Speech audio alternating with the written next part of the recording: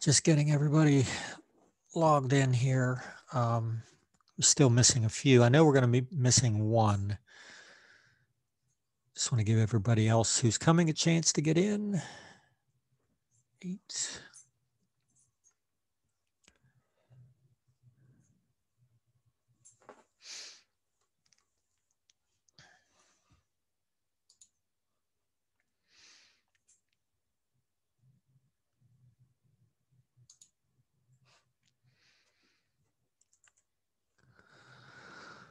All right, well, there's one more.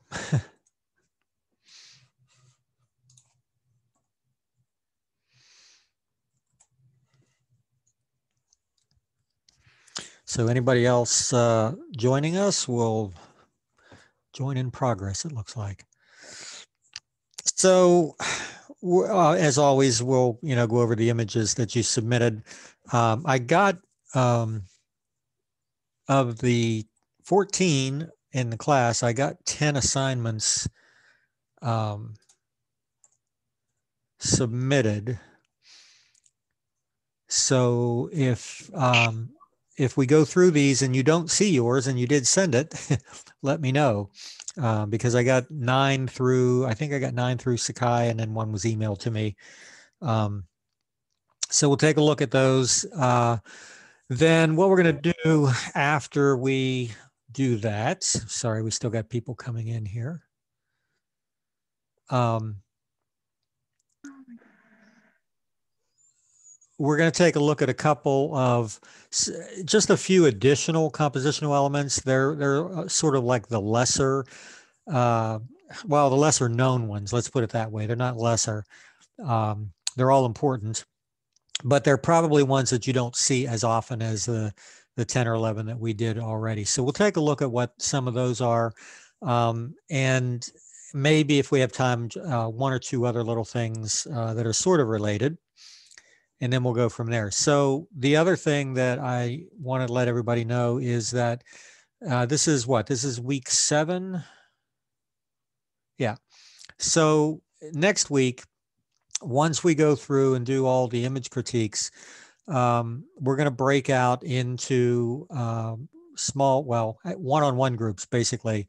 And I'll just spend 5 minutes with each one of you off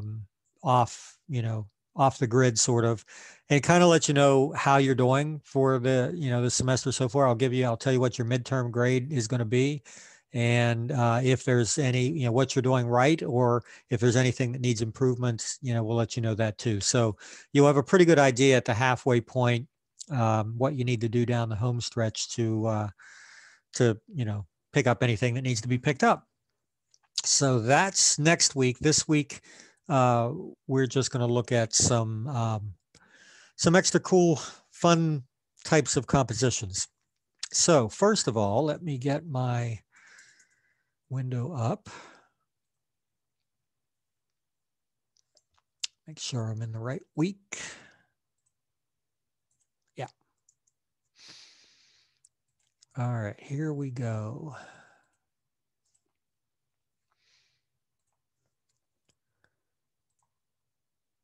Okay, so, and let me get these sorted.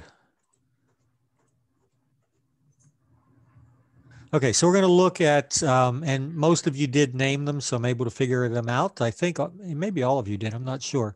But Carly's up first, and we're looking at, and I'm going to run down through, let's just run down through these quickly, and then we'll back up. So diagonal, framing, perspective, simplicity, symmetry, and viewpoint. So let me go back to the top and start. So the first thing that I'm going to mention, Carly, is the one problem that that shooting almost any kind of stage performance has, and that's exposure. Because there's so much darkness. There's so much, typically a person on stage is brightly lit and surrounded by a lot of darkness. So what happens is that tends to overexpose the entire image because the camera's meter is reading all. In this image, you can see the black of the stage, the shadows and the tops and bottom and so forth. And it it's, didn't help in that particular picture. I was up in the grid where the lights are, so I was darker than she was. yeah. And so it's just a normal thing that happens. And so the way to correct for that is and you have to find where it is on your camera, but it should be there on pretty much anything. Let's see what we've got here. So you're working with a Nikon D3500. Yeah, I don't know exactly whether it's in a whether it's a dial or a menu item. It's probably part of a dial. Is the exposure compensation button or dial? Could be either one. And basically, what it does is, let's say you're shooting in a semi-automatic mode like aperture priority, which is what I do all the time. And you take the picture and you see this and you're like, oh, it's a little overexposed. Without having to manually change anything as far as your aperture, your or your shutter speed or anything like that, you would just dial that exposure compensation to like -1 or -2. And it takes the settings that it already has and just adjusts them to make the image 1 or 2 stops darker. You typically have a plus or -3 stop range with that exposure compensation. So it'll work for underexposed images as well as overexposed images, but it's a real quick, easy way to be able to do that. I learned that really fast. One of the first jobs I ever had was shooting stage performances. All of the musical performances that happened at the Capitol Music Hall or the Wheeling Civic Center and stuff like that. I photographed all of those. And yeah, when the hardest part is when you first of all, remember I was shooting film. So I didn't even have the luxury of seeing whether it was under or overexposed. I had to know based on what I was seeing in the viewfinder. And you had everything lined up and you think it's perfect. And, the stage might be evenly lit. And just before you take the picture, bang, everything goes dark except for a spotlight on the piano player or something. And it's like, you had to know right off the bat, oh, that's going to be way overexposed, and just dial it back real quickly. So it's something that you can learn to do on the fly without a doubt, but that would help immensely. But be aware that anytime you shoot in a theater situation, you're probably going to have that, hey, enough. Every time I've been on Zoom in the past week, this dog has just laid here quietly, and now suddenly he's decided to find his voice. Go lay down. All right, so let's move on. We may end up having to lock him out again. Anyway, we do have diagonals here. Again, I kind of like the fact that, he is in opposite diagonal to the shadows and to the stage. So that's kind of it's kind of creating an X pattern, almost something like that. For the framing one, so you have the same issue with exposure. Again, your left and right. All right, we're losing a dog here. Hang on. Where are you? Go. Out you go.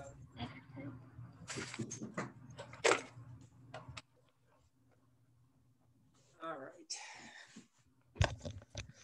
He can bark all he wants to in the hallway. So yeah, the left side of your image, right side of your image are black items, especially the left side. Stage is still black, background is still black. So clearly, the subject is going to be overexposed a little bit. But the good news is I like the idea of the framing that you came up with. It's the louvers. So I was just laying back in the louvers and was like, okay, get them. So sort of like what we're seeing in the background is what you're shooting through on this side, right? Yeah. It's on stage, right? Specifically where I was at. And that's one of the entrance ways on the stage that we can go. And shooting stage, side stage, also presents some issues with exposure, because I've done a lot of that as well. But yeah, because your background is typically going to be something very dark. But so the rule of thumb is if the background is very dark, the image is probably going to be overexposed. You need to bump it down. If your background is very light, typically the image is going to be underexposed, so you have to bump it up. So if you think about a person outside, a small figure in the snow, for example, and the whole frame is filled with snow. Snow is much brighter than middle gray, which is what your meter in your camera is assuming that everything in front of it is at middle gray. So since the snow is much brighter, it's going to back off on the exposure. You're going to be underexposed. In this case, it's looking and saying, wow, everything's really dark. Let's pump it up a little bit. Be nice if the camera knew exactly what you were looking at instead of just the tones. But if you learn to think that way and think about the tones that you're seeing, it's kind of a no-brainer as far as which way it goes. And we have the instant feedback of the LCD screen too, so that helps an awful lot. If it's not right, we just bump it a little bit more. But anyway, I like the framing idea. So this one is kind of cool. So it's perspective for probably a couple of different reasons. Let me hear your explanation on why this is perspective. I was shooting from the stage, and I just wanted to get like an audience looking at the camera. Yeah, so it's backwards from what you normally see, right? You normally somebody's shooting from the audience, shooting the stage, and so this is going in the opposite direction. So yeah, I get that. Let me make sure. All right, we're good there. So what I like about this a lot is the way it's lit. So if your subject had been 3 seats to the right, it had been in total darkness, and this wouldn't have made sense at all. They actually were at first, and then I was like, actually move over to the left, because I noticed that because the house lights are kind of burned out right now, so like there's only certain areas that are lit. Mm-hmm. I was like, Leah, move over. It's not, you're not in good lighting. Yeah, and it works out really well that they just have this little shaft of light and they happen to be within it. And I also like, so there's one of the compositional elements that we're going to look at later today is repetition, and you have that going on with all of the seats in front. We've got this repetitive pattern, and then in the background on the left hand side there, well, actually through most of the background, we have horizontal lines that are repeated. So repetition really kind of helps focus, between the repetition and the lighting, it helps us focus right on subject. The only thing I probably would have done differently is not maybe put them dead center. I probably would have moved that. Well, there's 2 things. That's one of them. There is one other thing. If anybody wants to take a stab at what I might have done different compositionally, taking this picture, is there anything that you see that might be changed to make it a little better? And it could have been done when you shot, or it could have been done after the fact as well. Could it just be that there's like a lot of empty space towards the top? Or she could have tried to position Kalia not like just in the middle, like rule of thirds or something. Yeah, that part of it would have been a little better, I think, to move the subject into that third position. But there's actually a distraction here. It's not so much the negative space. Sometimes negative space is really good, especially in a case like this, like I said, where we have all this repetition. But we always want to look for things that are distracting. Yeah, that's it. The exit sign. So we could have killed 2 birds with 1 stone here, actually, and just crop the image to achieve both things. You could crop the exit sign out and crop a little bit off of probably the left-hand side. And then you'd have your rule of thirds and your distraction taken out and so forth. So I know what happens is we get focused so much sometimes on the one thing, like, all right, so this is perspective, and we tend to tunnel vision ourselves into that, and we lose focus of some of the other details. But yeah, you saw what it was. It just took you a second to see it. All right, so that one, other than that, it's a pretty good shot. Let me get my folder set up here. Oops, did I put that in the wrong place? I did. All right. Let's try this, go back to where we were. All right, so let's move on. So simplicity, yeah, isolating a flag or flags against the blue sky probably would have been less simple if there'd been clouds in it. So this was a good day to shoot that on. And again, I always tend to like things like this that are a little bit more diagonal than straight up and down. If you do straight up and down, it's fine. It probably would have been a, like a vertical shot with the flagpole along one edge and the flags coming out. But as a horizontal shot with a little angle to the flagpole, that kind of works. So yeah, it's definitely simpler than showing the whole flagpole and people walking below and all of that. So simplicity is all about eliminating distractions, and you did pretty well with that. I like your symmetry one as well. Again, we talked about symmetry not having to be perfectly symmetrical, and it's not. The background is not here, but the foreground is. This could also be a framing one as well. You could call it either one. And I think if I were going to change anything at all, it would probably be to pull up a little bit of the foreground, just to crop a little bit of that out. Because if we're looking at it, the lower 1/4 of your image is pretty much all the same. It's a little, that's the part that's out of focus. So there's no real detail there. It probably would help us focus on the center of that image a little better if there was a little less of that. But otherwise, good subject for symmetry. And then, so viewpoint and perspective, we know pretty much the same thing, or similar at least. So again, if I'm gonna be critical, and I am, I always am, right? So cropping wise, what do we see here? What does anybody see here that we've talked about a little bit before that might be an issue? I feel like there's just too much free space on the left. I don't cropping mind wise. I don't mind that so much, but there is one problem here. If I don't know this person and this is the only picture I see, Zach, you got it? You think you know it? Well, her feet aren't in it. That's it.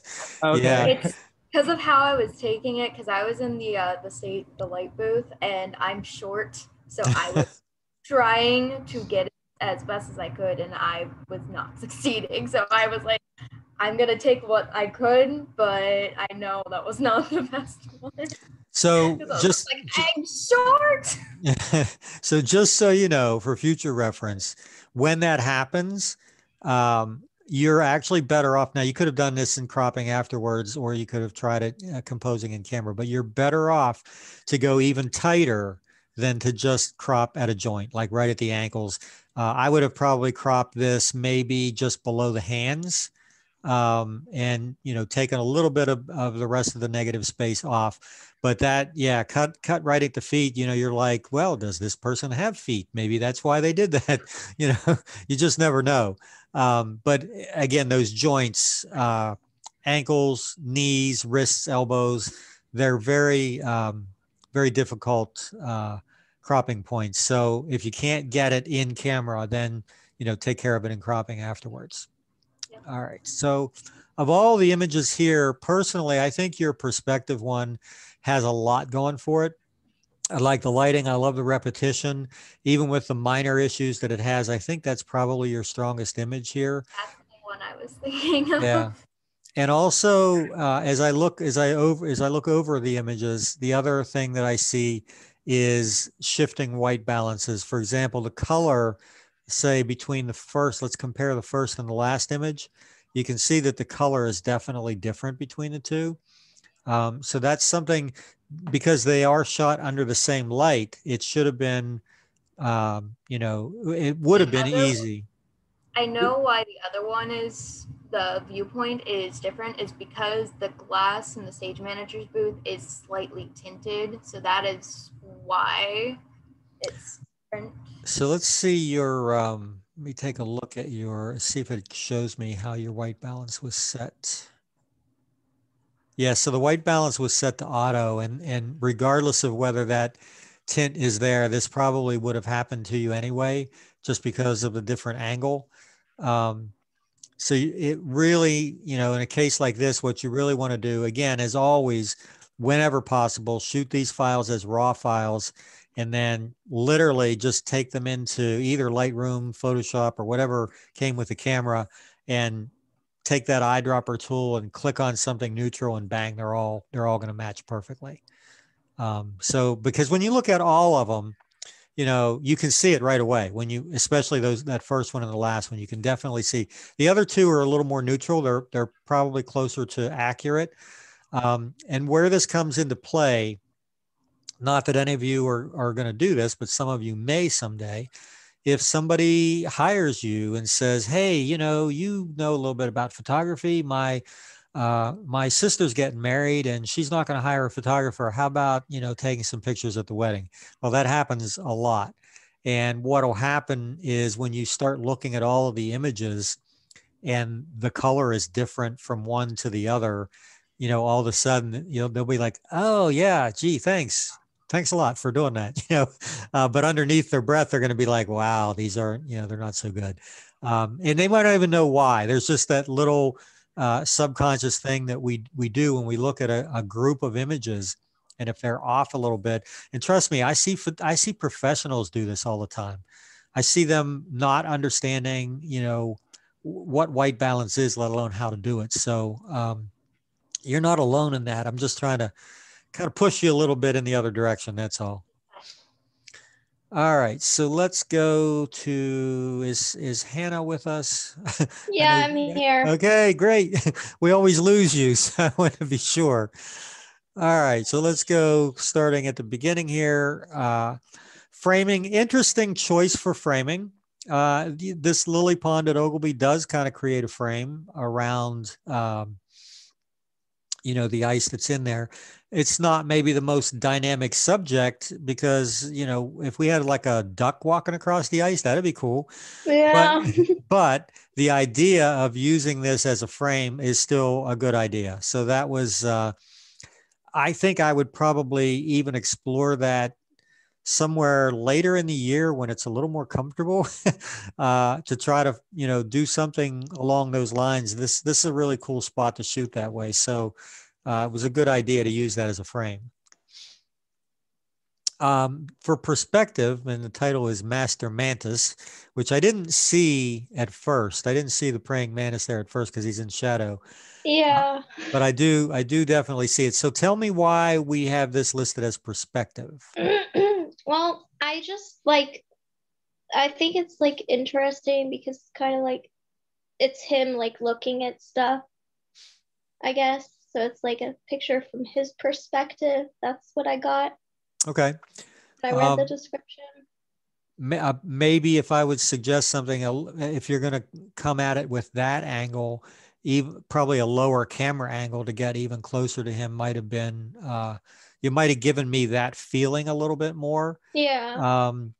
There's a couple of other things that I could have suggested, but I think for perspective, that would have been the one, is just to get down a little bit lower on their level. Of course, that might have, what that would have done to your background and where it would have placed him, that's something you have to play with a little bit. But for perspective, yeah, I think I get the idea. I just think maybe a little lower angle would have been probably better. Yeah.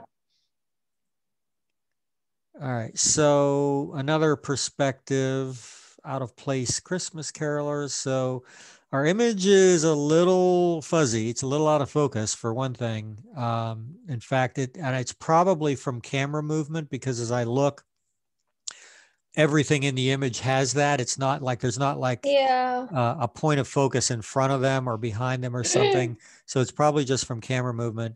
And this is also another one of those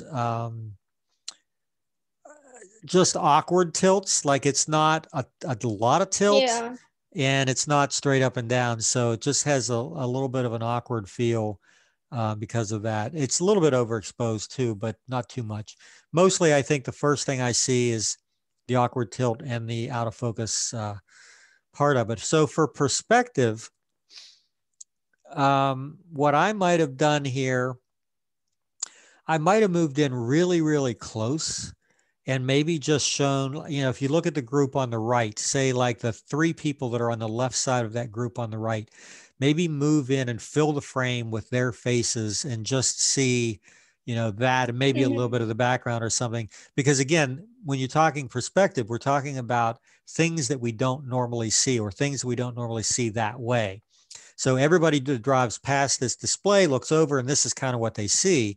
But if you move in a lot tighter, or sometimes pull back even more, then you change that perspective, and you're showing people something that they're not usually seeing. So I think that's probably what I would have done, is just go in really, really tight. Maybe the whole group on the right, I don't know, but I don't know, for some reason, I just focused on those 3 people on the left and thought, yeah, let's just see what happens if we stick their faces in there. So that's my suggestion for that. So your simplicity one, love this. Yeah, this is an old picture, but I was like, that picture, like, I love this picture, how it turned out. Yeah, so you have this is your other simplicity one, which I don't really, not really seeing the simplicity. I see a couple of things. I see leading lines, I see, repetition and things like that. But for this, the simplicity of this, even without the butterfly, it would have satisfied the simplicity. But it's nice to have a subject in there. So, that's kind of cool. I think if I were going to change anything at all, it would have just been a little cropping down from the top to put that butterfly in a little better position, on that impact point. But other than that, really good shot. It did come out really, really good. So we looked at that one already. Here's another one where we've got that little awkward tilt. Okay, it's just a little bit off, and everything seems like it's running. Like if I put a ball bearing on that roof, it's going to run off to the left. It either needs to be a lot or dead on straight. And the good news is, if you don't get it in the camera right, you can always crop it and straighten it up in cropping. So that would have helped that one quite a bit. And then this one says diagonals. It's really, there are some diagonals, leading up those stairs, probably more of a leading line thing than diagonals. But, and again, I probably would have investigated putting a subject in there somehow to just have those, I don't know, have the stairs or the railing or something lead to something or someone, rather than just, the object itself. So, and that's something that I'm kind of seeing in a lot of the images that everybody is submitting. Even when you satisfy in this case, a compositional element, you still want to have a subject in your photo. So, whether you, whoops, hang on, sorry. Trying to get out of this. Whether you con somebody into going with you and doing this, or take a little stuffed animal with you, or whatever, there's all sorts of ways to do it. But clearly, this is your best image. I don't think there's really any question there. That one came out really well. All right, Jaden's up next. So really kind of a cool diagonal, again, multi-diagonal, because we're going in 2 directions here, which create this X pattern. The other thing that helps this a lot is the lighting. It's not flat. It's not coming directly from the camera. So we've got these shadows kind of created on the right side of the wire molding. And again, you could make a case for this being simplicity. You could, there's a couple of compositional elements that you could probably, it's very monochromatic. There's a lot of things happening, even though we don't have a subject in this image. You could kind of make a case for saying, well, maybe we do, we've got this rogue line in the middle, but what would have been really cool would have been, and I'm not suggesting that you deface property, but like a marker or chalk or something that would have, maybe put a mark or a drawing or something in a little, one of these little triangles that's created. Might have been cool, but still overall, this is a good image for diagonals. So I like that one. So I'm seeing, I don't know what this little area is, but you've shot stuff here before, right? Yeah, it's my desk. Okay. So it seems to be like your go-to, which kind of works. It does have some interesting things going for it. I'm not sure what it is that the penguin is framed with, but he's definitely framed. He's with scissors. Oh, scissors. Okay. Yeah, and we don't need to know necessarily what it is in the image as long as we know, that he's been framed. And I kind of like the fact that his gaze is like right at the camera. That's kind of funny, actually. But yeah, I guess so. The first two definitely satisfied. Let's see where we're going from here. So, perspective. Tell me what I'm looking at here. I was thinking going for like moss, like in the outside. I was like the perspective of the moss. So, I mean, is this? It looks like it's some kind of an overhang or something. Yeah, it's overhang. Okay, so you're just in tight to the moss, and again, shallow depth of field helps a lot. If the background had been in focus, this would have been so busy, would have been hard to really focus on that moss. So yeah, just like we said about the carolers, getting close to something, and that changes the perspective a little bit. Simplicity. I hope you didn't do this with your fist. No. But yeah, so a couple of things. You've got simplicity, you've got rule of thirds. We've got a subject that's really basic, but at the same time, we wonder exactly what it is. How did this happen? What's the deal here? But we can't help but look at it because there's nothing else in the image to look at. So it definitely is simplicity. Sorry, guys. 2.5 weeks without a full night's sleep is finally catching up to me. For symmetry, again, really simple but good idea for something that's symmetrical. I like the fact that we have two different heights of these bottles. You could have done all three the same and said, well, that's symmetrical, or four or whatever.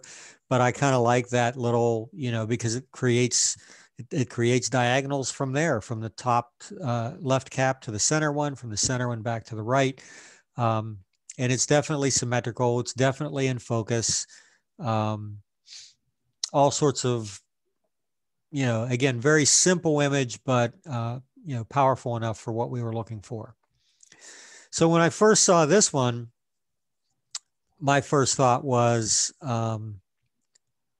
not triangles or diagonals, but symmetry, just like the last image, which it is. Yeah. But the fact that you recognize that you've got this triangle created with these coins too, that's also kind of cool, because it definitely is. Just like, we have kind of an inverted triangle here, this creates a standard triangle coming down. I don't know what your background is here, but it definitely makes the coins pop out. And I like the fact that the coins are not stacked up equally and evenly. I like the fact that they're kind of in and out a little bit. I had them even at first, and it didn't look very well. So. Yeah, and so the only thing that I'll say is probably that there's a little, the whole top half of your image is the same, so there's a little too much negative space up there. Although, if you were shooting this, for example, for, if this was a commercial image, you would need space up there for like text and things like that. Maybe this was to illustrate an article or something, you know what I mean? So it's really good for that. But as a straight photograph, this might have been a little better just as a slim line, cropped just above the coins or something. It's not bad. It's not as nearly as bad as some images that have too much in them. Because we do have that cool contrast going on, but maybe a little bit less might have been good on there. I don't know. And then viewpoint, your scissors have made, quite an impact in your photography in the last couple of weeks. Again, really good use of depth of field. We can see what's happening in the background. We know kind of what's back there, but it's soft enough that we don't really focus on that. We keep focused on the foreground. And again, in tight enough to this, is it just like a pencil holder? Yeah, I made it in middle school. Wait, that's your dog, isn't it? Yeah, I tried to make them. Well, I won't say anything about your dog then. We'll just we'll let that let that go. Um, your dog has a square head, right? No, just kidding. So overall, let me go back here. You have a couple of images that I really like. I really do. I think your diagonals are strong. I think your framing is strong, your simplicity, and the coins for the triangle. I think those are the four strongest ones. I'll let you pick what you like, but all four of those are pretty strong. um, let's go to the diagonals. I like those. The coins, you mean? Oh, the diagonals. Okay, Yeah. gotcha. All right. Yeah, again, very simple image, but very graphic as well. And one of the new compositional things that we'll probably look at later is there are two things. One is abstract and one is minimalistic um, composition. And this would really satisfy for minimalistic. All right, Caleb, we got next. So I'm not sure which one this is because the file name is a wink face. So I don't know what we were. That's just simple. Yeah. Simple. Okay. Gotcha. Let me go through yeah. Okay. I see the rest. Yeah. So I'm trying to figure out what I'm seeing here. It looks like a window, an out of focus window or window shade in the background. So how do we have a sharply focused smiley face in front of that? That's a dry erase board, and then it has the light from first thing in the morning coming through onto it. So so it's actually on a dry erase board, but okay, so the bottom edge of it is just, that's odd. It's just an odd, the fact that it's so sharp and the dry erase board is so out of focus. It's a little disconcerting, but it's kind of cool too. So, I might normally say, well, we could lose the little dark diagonal at the bottom or maybe the shadow on the left, but there's not enough there to really distract me. I still go right to that face. And again, because of where it's positioned on that impact point. So yeah, that works. That works. Your diagonals, I like the fact that we have this Charlie Brown effect going on here because of the time of day and the shadows that are cast in here. So you could have shot this on an overcast day and still had your diagonals, but this is way more dynamic because of the shadowing. Very hard light source, obviously, and it's creating these very crisp shadows, which just add to all of that. It almost looks like electricity. Adds to all of that going up. And again, even though we have a little bit of a lean in the building, I think this subject kind of lets us get past that because of what's happening here. So I'm not gonna beat you up over that. Now this one I like a lot. This was a cool idea for framing, to frame one playing card with others and to use that tile floor. That I would maybe have liked to have seen a little less busy background, but I think for what you probably had to work with, it was probably the least busy thing you could find, right? Short of just laying something down on top of the floor. But I don't lose the effect of the frame because of it. You did a good job positioning all these, and just looking, are the cards like transparent? Yeah, they're waterproof, like see-through. Oh, okay. So I was wondering why I was seeing the floor through them. Now it makes sense. Gotcha. Yeah, good idea.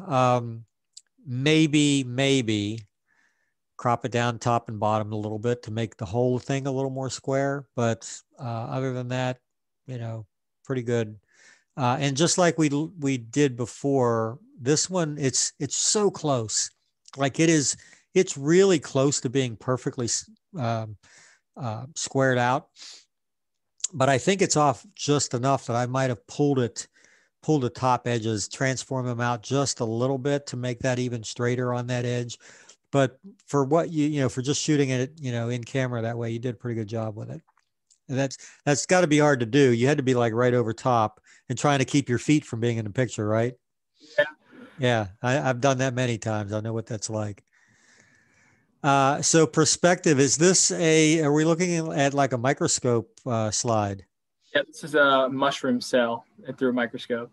Well, great concept for perspective, because again, this is not something that most people see. You know, we see the microscope, we see the slide that's on it and all of that, but we don't very often see what's actually on the slide close up like this. So my only complaint, and of course you knew there was going to be one, right? And it could have been easily corrected. I just a little off with the distance between the image and the edge of the picture on the right as opposed to on the left. I would have just trimmed that down on the left to match the right a little bit. And then we would have had this shape, this circular shape inside a rectangular or really almost a square frame. And shapes, again, are one of the compositional elements that we're going to look at today. So you guys kind of got ahead of yourselves a little bit and created some elements we haven't even talked about yet. But this one definitely fits the perspective, but it also works with shape as well. Is that is that like a stylus or something coming into the slide? That's just inside the microscope. So you can look through things and see where they're at. I wondered if it was something that you were actually poking it with. I couldn't tell. Yeah, that could have been like a needle or something. It's hard to say. All right, for symmetry, yeah, it's definitely symmetrical. As I look at it, I want to crop it somehow, but there are so many options, I'm not sure how.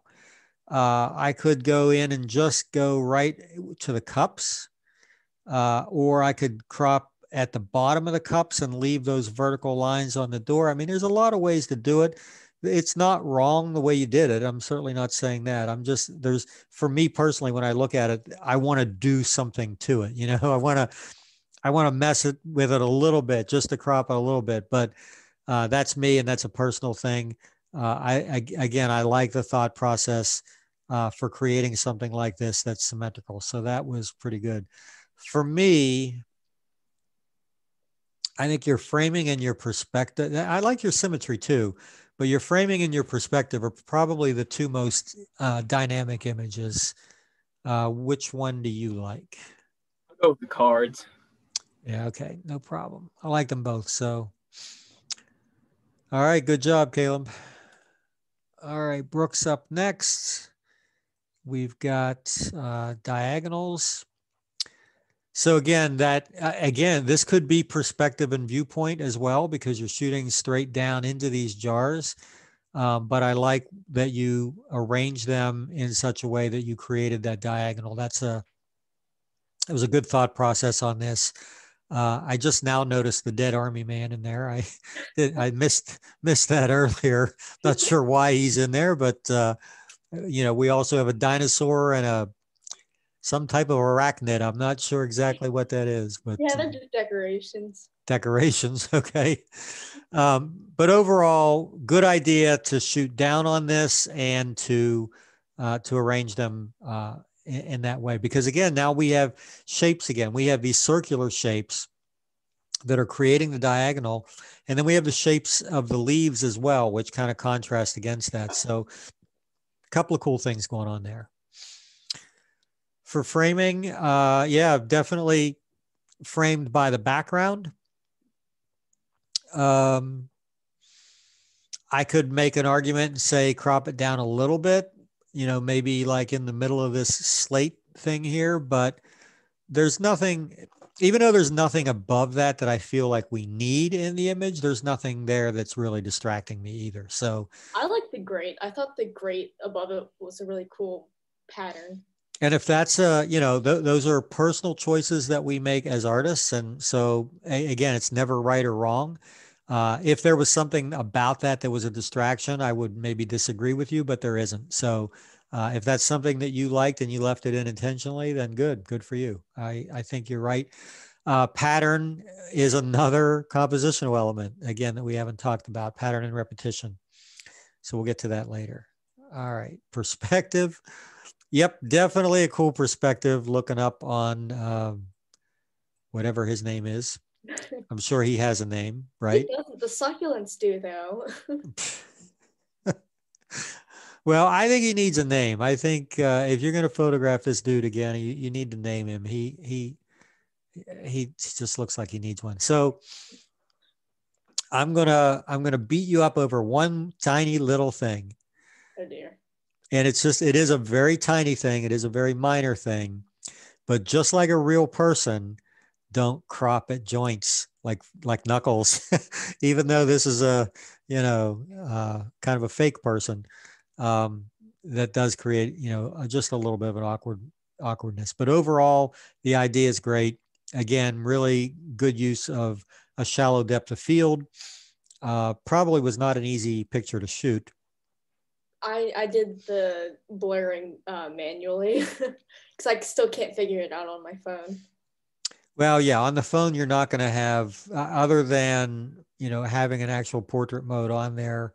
I have it, just it won't do it unless there's like an actual person's face in there, and it doesn't pick up anything else. Oh, that's odd. Yeah, it's what kind of phone is it? iPhone SE, the second one. Yeah, so mine's an iPhone too, but I've got the 8 Plus, and it doesn't use any kind of facial recognition or something or anything like that. So I'm not sure what's happening to you there, but I don't either. but at least you recognized what you had to do to make the subject stand out a little bit more. So that's good. For simplicity, again,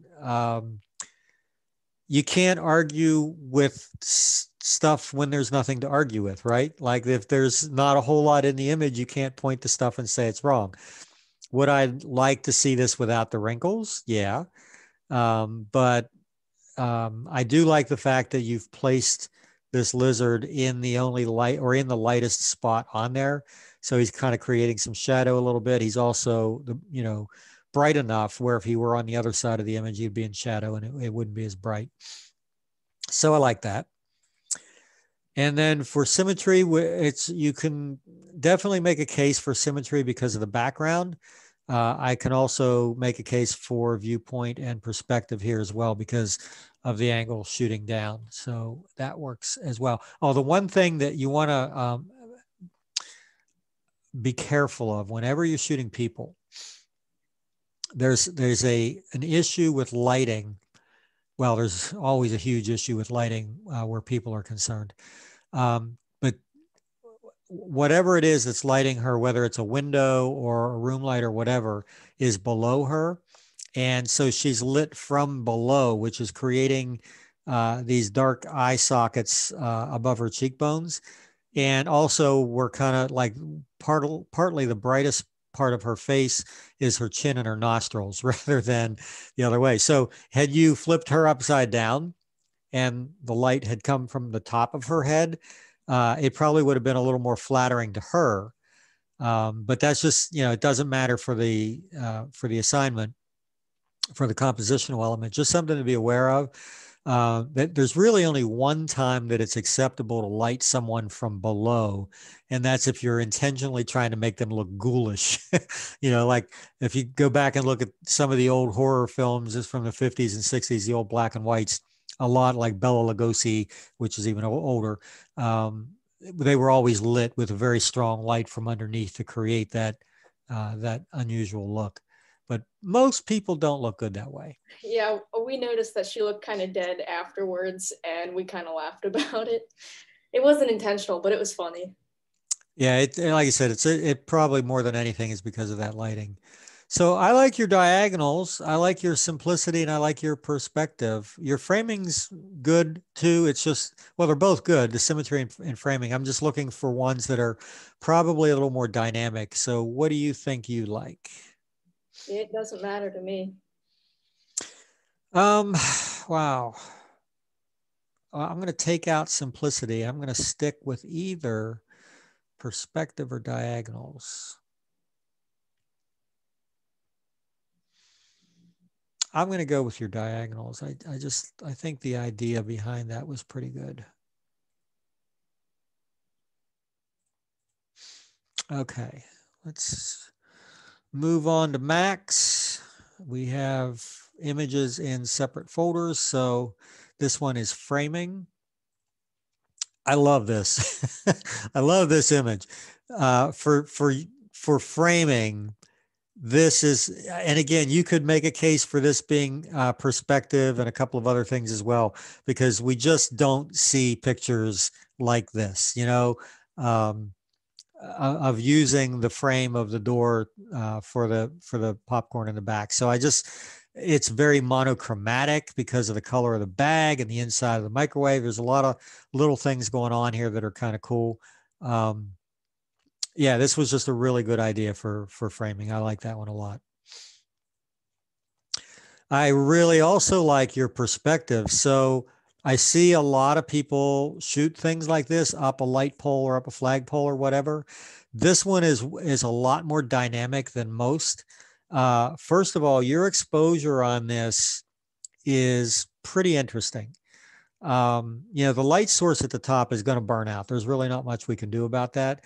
But you've got the exposure to the point where we don't lose that light pole at any place all the way down. Like I can see the edge of that all the way to the bottom, even though it's so dark down there that, you know, it's starting to blend in. I can still see the shape of that all the way down. I love the diagonal of it. Man, this is simplicity. It's diagonals. It's perspective. It's all kinds of stuff. So good job on that one. I like that one too. So we got 2 for simplicity, one being the fire extinguisher and one being the paddle. So again, we have good color harmony on this. Earth tones, you know, browns and greens. Nothing else in the image to really complain about. Does my white balance look weird on that one? Now that I look at it. It's warm. Yeah. There's no doubt about it. It's warm, but the subject matter kind of lends itself to that. You know what I mean? If this were perfectly neutral, it might not look as inviting as it does.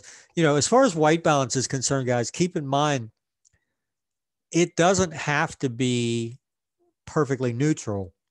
There are times where you actually want to play with that white balance and knock it off of neutral to create a particular effect, you know, make something look colder than it is or warmer than it is or whatever. So I wouldn't have picked up on that. I wouldn't have looked at this and said, yeah, it's a little warm. I think it just kind of matches for that. So no problem there. Good color contrast with this one as well.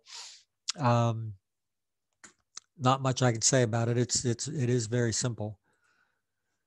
For symmetry, so we went with the horizontal balance here with the can and the reflection below it. This is one of the few times, because of the fact that we were going with symmetry, this is maybe one of the few times I would have really maybe straightened this up entirely, like perfectly vertical and a perfectly horizontal horizon line behind.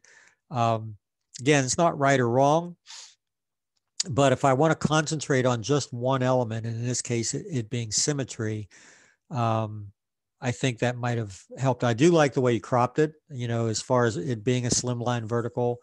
Might have pulled it down from the top a little bit though, just to match the bottoms, because again, there's more room above the can at the top than there is below the reflection in the bottom.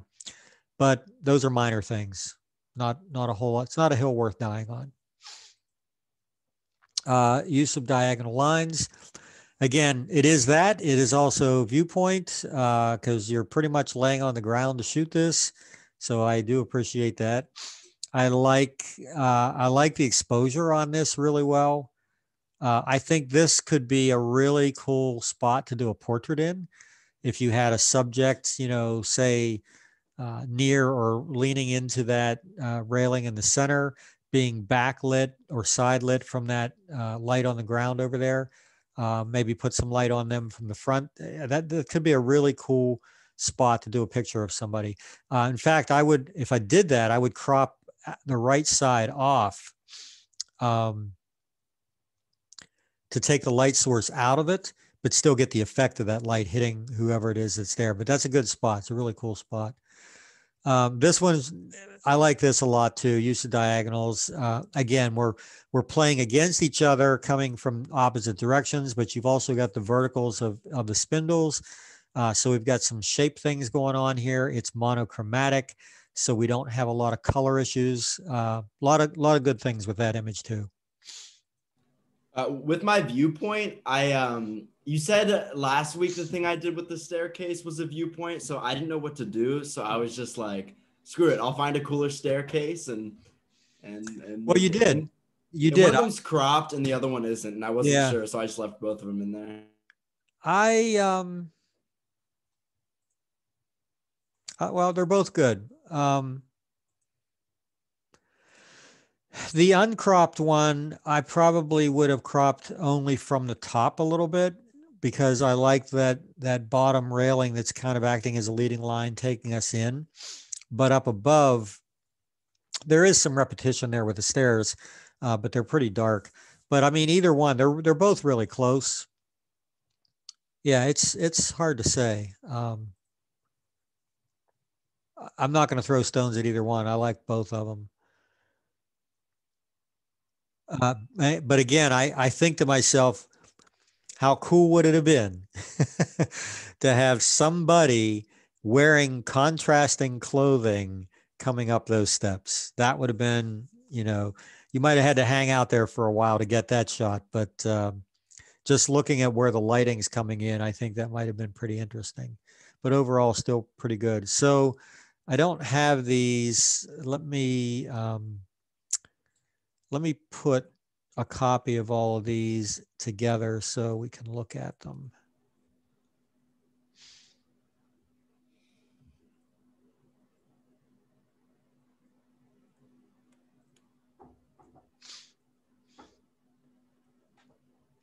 And one more.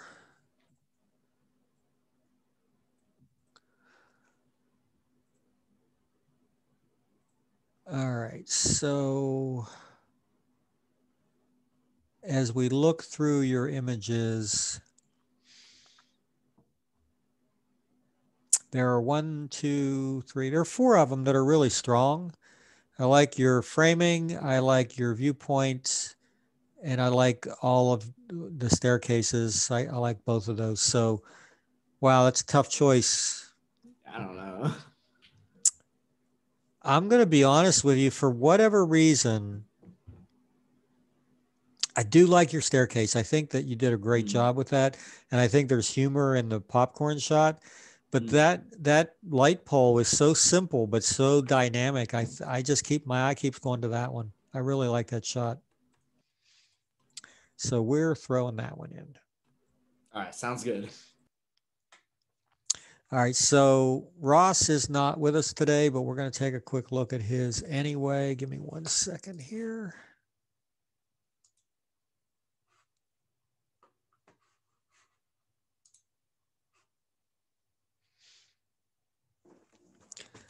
Zach, I just got your email, so let me, I'll probably, if I can do this quickly, I will here. Otherwise, when I take a break, we'll do it then, but let's see.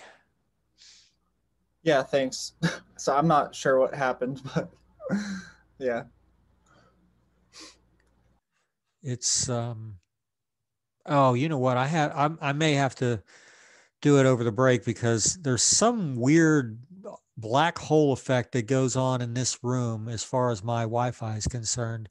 And I don't want to disconnect the other computer, the Ethernet cable, because that's my Zoom link. But so I'll give it a minute and see if it comes in, but I may have to take it out in the other room to download. So we'll get back to that.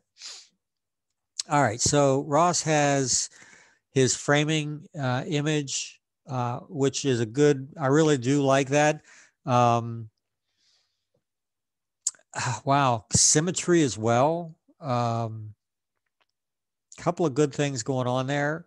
I even like the fact that there's a couple of people, not only that they're walking through the scene, but where they are. I think the placement on that's really good. There's a lot of stuff going on here. This could have been either symmetry or framing, but definitely works for framing. It's a good shot. Simplicity, I'm guessing this is on a seat, like a theater seat. Yeah, again, the simplicity ones are hard to really critique because if they're done right, they're so simple that there's nothing to complain about. Yeah, I'm not. I like the fact that he created a little bit of a diagonal with it, so not going to beat that one up at all. The symmetry one, now this is his symmetry, and it is definitely symmetry. There's only one thing I would have done, well, two sort of things, two related things that I would have done a little differently here. Anybody want to take a stab at it?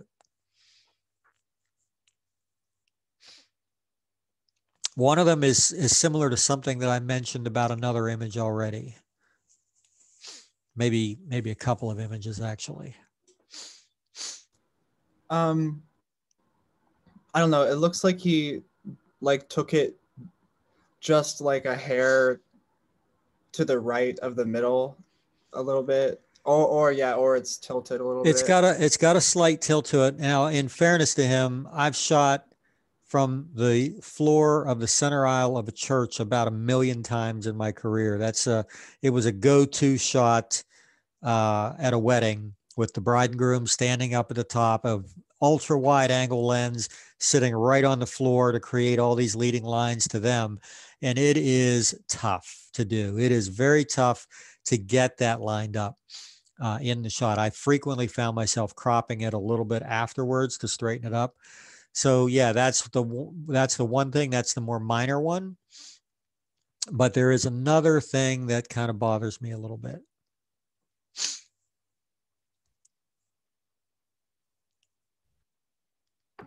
Could he have like maybe like cropped out the foreground a little bit so it's just more focused on? That's it. Bingo. Yeah. Because again, if you look, we're talking about at least a quarter of the image down there that really is all pretty much the same. What's really interesting about this shot is what's above that. So, let's take a little bit of that out and hopefully our brains would focus a little bit more. But it was a good idea on what to shoot for symmetry and pretty well executed. Like I said, it's a really tough thing to shoot that way. I just would have probably tweaked it a little bit in cropping afterwards. Use of diagonals, cute. We not only have the icicles shot at this angle to create these diagonals, but they're playing against the chain link, which is, a completely different thing. So I kind of like that one a lot.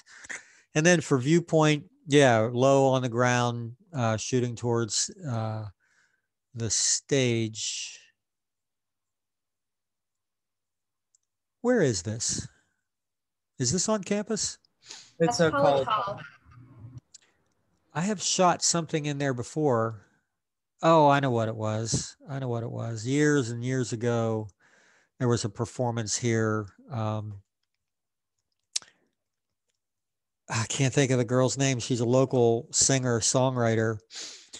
And wow, can't think of her name. But there were two performances here that day. Craig Cargus was one of them, The Mentalist, and her. And there was a, the reality shows like The Voice and American Idol and stuff like that. There was another one that only lasted 1 year, and she is local, and she actually won it. I think she only won like, it wasn't a huge sum of money. It might have been $10,000 or something like that, but I can't think of her name. Anyway, she did a performance here. She was like the warm up for Craig's show, and Craig had hired me to go do his, so I just shot a little bit of hers as well. So it took me a second to realize I've been there before, but that's what it was. All right, so let's look at his overall. There's some pretty good ones here. I think his framing and his symmetry are probably, viewpoint's good, but the viewpoint suffers again from the same issue we just looked at. A little bit too much foreground. Pull that out, and then, we can enjoy what's up above that a little bit more. So I think what I'm going to do is take his framing shot, because I think that's kind of interesting. Put that one in. The symmetry, I think I would have loved little less floor, a little more straight. All right, Samantha is next.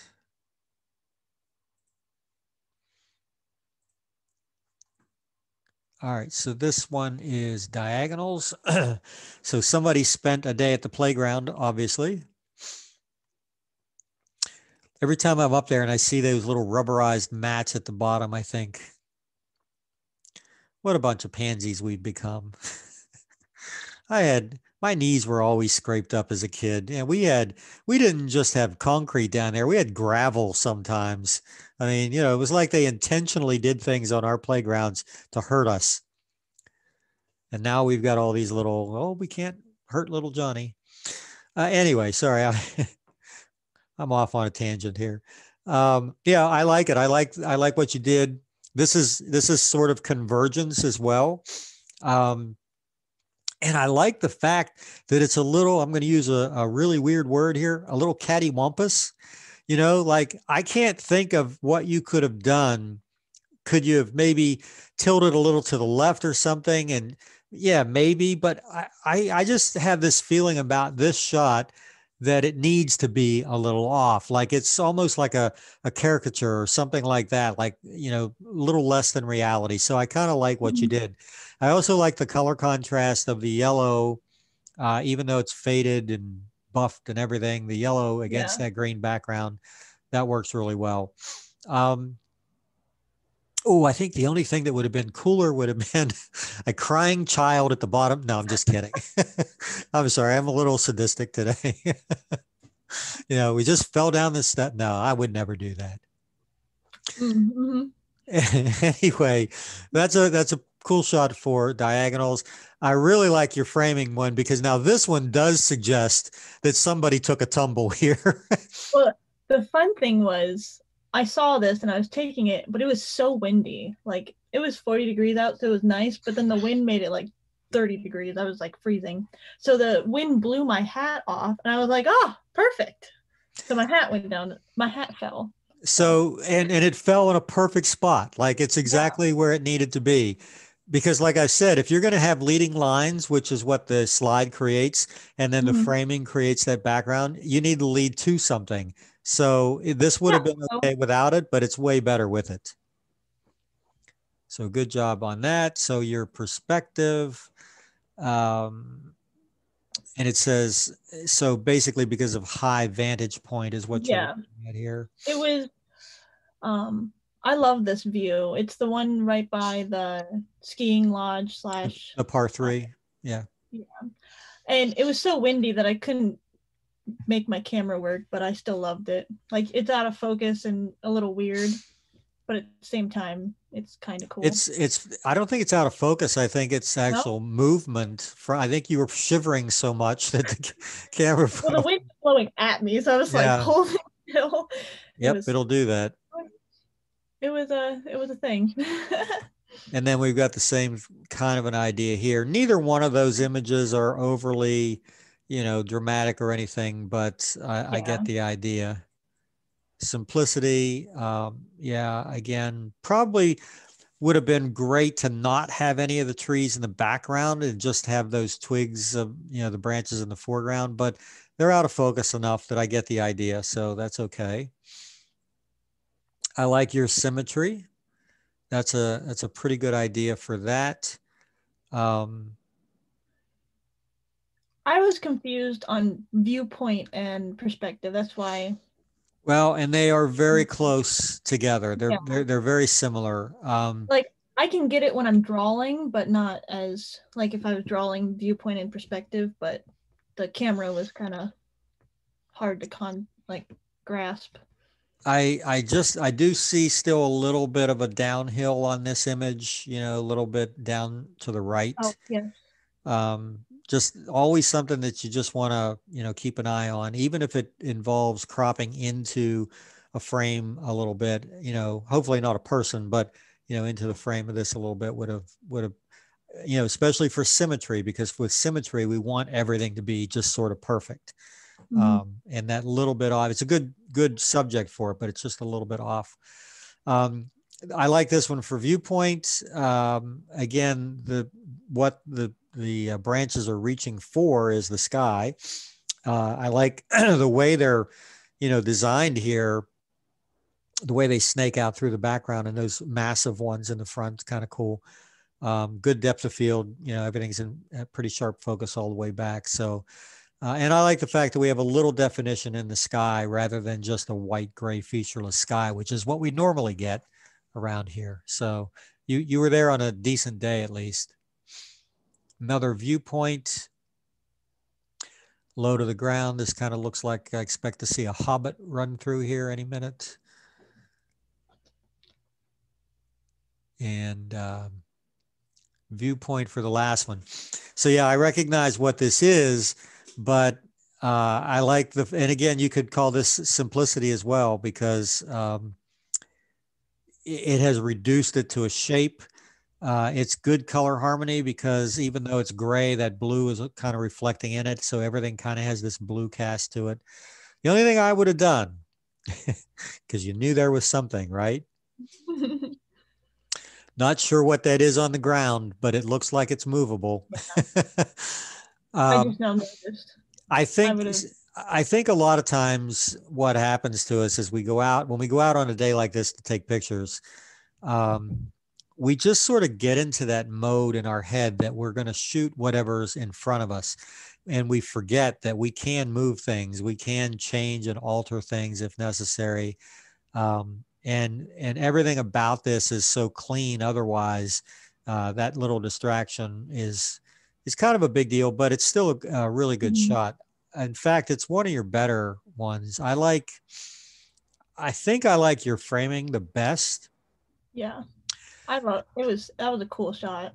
Yeah, there's a couple of the other ones that I think are really good too, but I think that one kind of stands out. So we're going with that. All right, so we got 2 more to go through here. Well, actually 3 once I get Zach's in, but we may have to come back and do that. All right, so Savannah, framing. This is an example of very loosely framed, but it definitely is framed.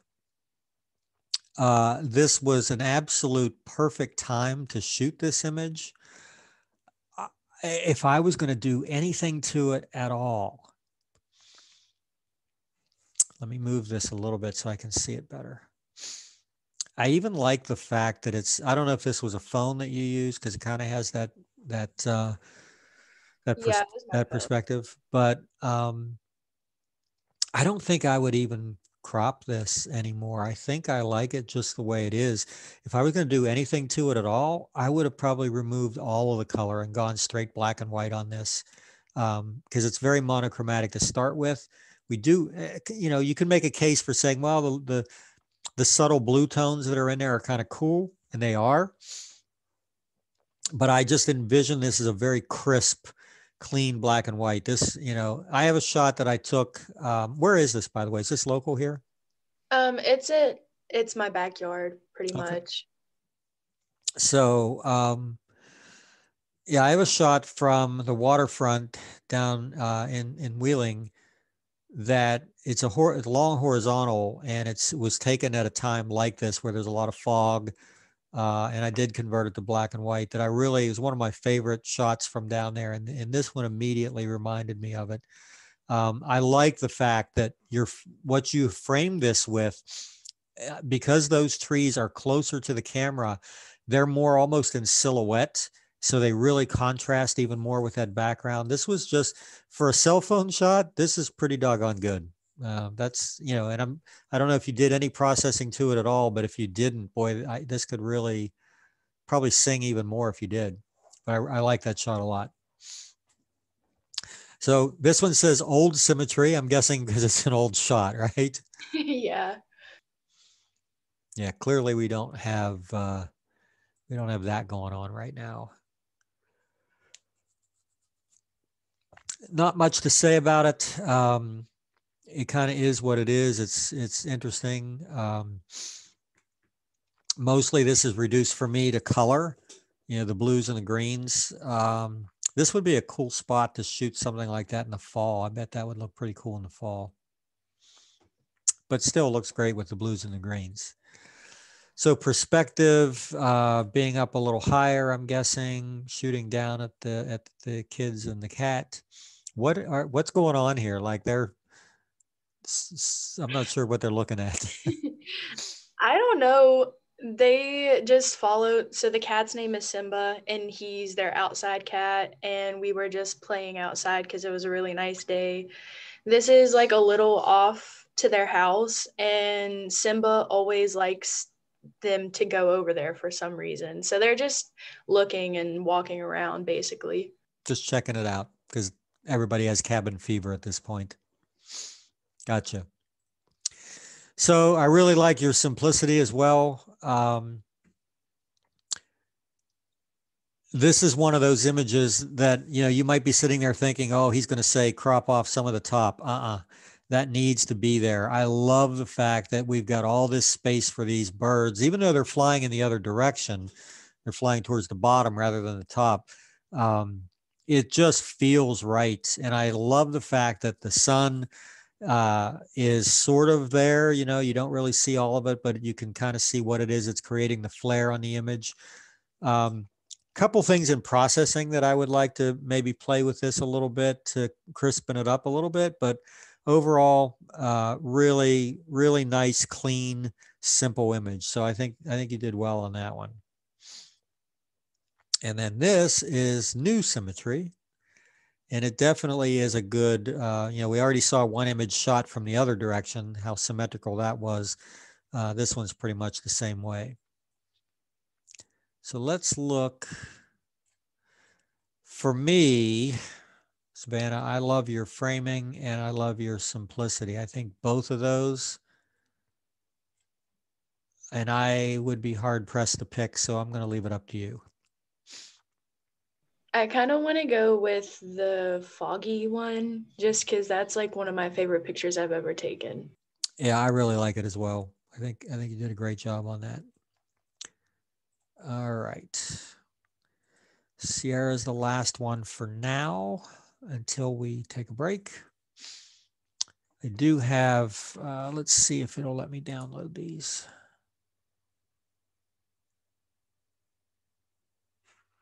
It's just taking forever to load these pages. All right, well, we'll come back to that. Okay, so we've got framing.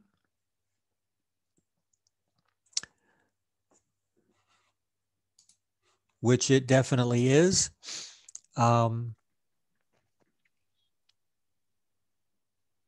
If I was going to make any suggestion at all, it would have been probably just to crop a wee little bit more off of the left and the right so that we didn't see the books in the background.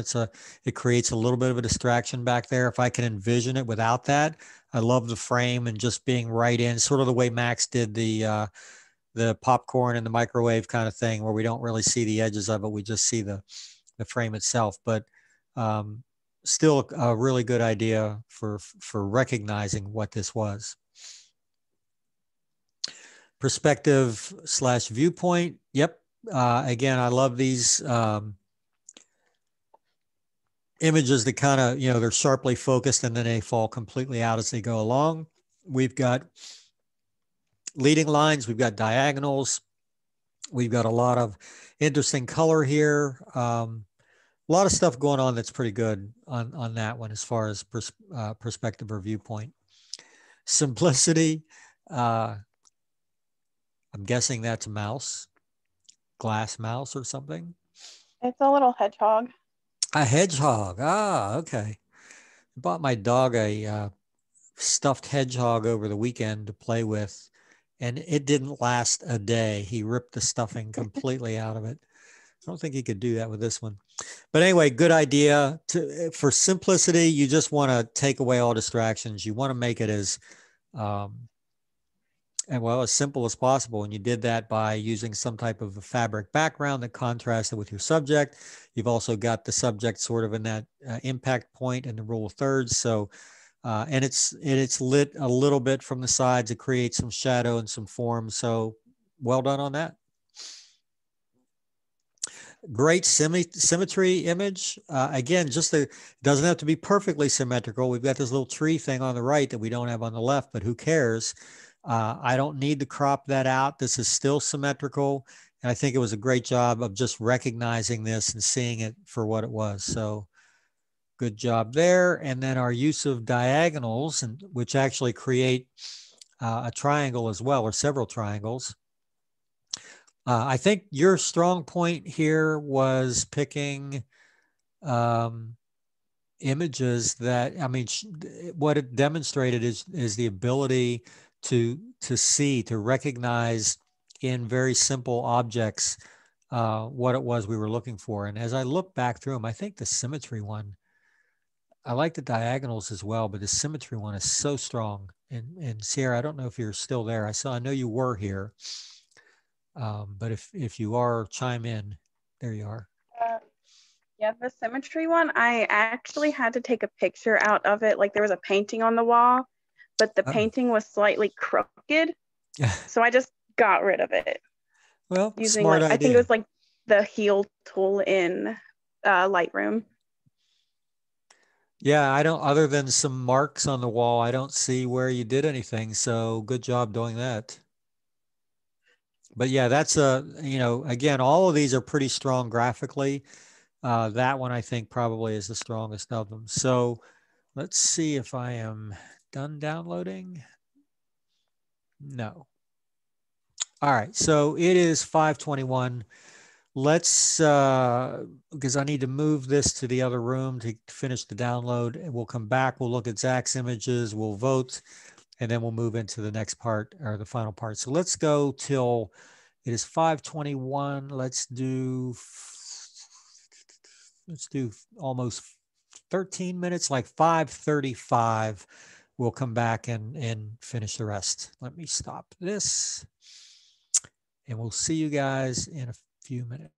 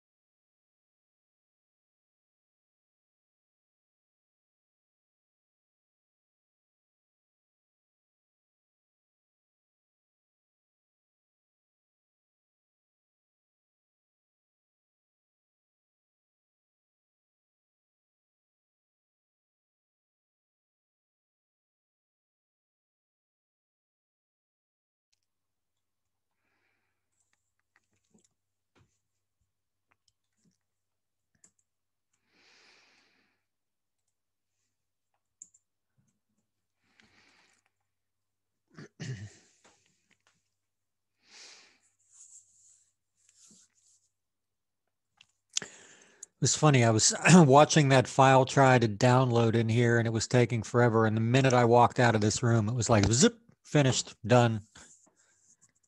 I don't know if it's just because I've got the door closed. It's just weird. I didn't realize I had a dead spot in here. Oh, we'll figure it out. Get everybody back in, and I did get your files rather. Yeah, sorry about. I'm not sure if I didn't hit the second submit button or if something just like screwed up. I honestly don't remember. Well, either way, it doesn't matter. We got them. It's always good to have them during class, like I said, so we can do this part anyway. All right, so let me share that. We'll go in and take a look at yours. So we start with your diagonals. Again, using it as a leading line and so forth as well. I think if I'm going to make a suggestion, I think the only thing I would have done, I think I would have done differently. I think I would have put the point of focus, because we're talking about a diagonal here. I would have put the point of focus on the railing going up rather than the foreground. Let that foreground be the part that goes out of focus, and the other part of the railing go up. But it's a minor thing. I'm not sure how much of a difference that would have made. This is a better image overall anyway. I like what you used for framing. In this case, I think maybe it would have been more interesting to have the building back there also in focus. It would have required a pretty small aperture. I'm not sure if it recorded that. Yeah, we were at f4.5. Yeah, you probably would have had to go down to like f11 or f16 or something to get that building a little more in focus. But because of framing, we're framing something, and that something should be, recognizable and all of that. So, but other than that, it was a good idea, good use of the foreground area. Perspective kind of reminds me of like the jar is watching the outside, the jar wants to move, it wants to be outside. It's like, oh, someday I'll be out there. Yeah. I don't know. I like the I kind of like the way that I guess the grime from wiping the window almost kind of leads you to it, and then I tried to get the tree outside in it. Oh, coming down into that was what I was trying to do. Gotcha. I see it now. Yeah. Yeah. But there's kind of a lot going on, so.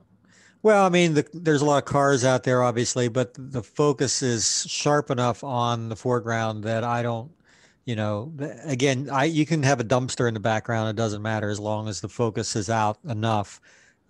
It's not a distraction. Not your strongest image, though. This is one of you. You have a couple that are pretty strong here. This is probably one of them. This one and the next one.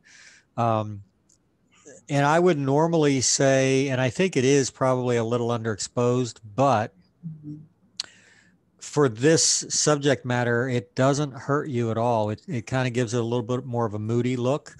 Again, I like the color contrast that's here. The whole image is very, very monochromatic, except for the color, the two colors actually in this master lock. And I love the diagonal that you gave it. This one is a really cool image for a couple of the elements, not just simplicity, but it works for that. Sweet. And then for symmetry, again, I like the fact that we're not perfectly symmetrical because all of the locks are different. In fact, one of them doesn't even have a lock, but that's a secondary thing. We don't really look at that. It's the lockers that really, take up the massive space in the image. Between the two, I do think I like this bottom one, your simplicity, probably a little bit better. And looking at the other ones, yeah. Oh, I'm sorry, we missed one, viewpoint. So kind of a similar idea that we've seen a couple of times here of, up the tree trunk. again, good shallow depth of field. I think just would have, if there was a nice bug like that, if you could get the praying mantis from that other shot and put it on the tree right there, I think, and in that focal or in that focus spot, I think you'd really have something. But other than that, I'm still going to go back to, I think your simplicity is probably my favorite image, but the symmetry one is good as well.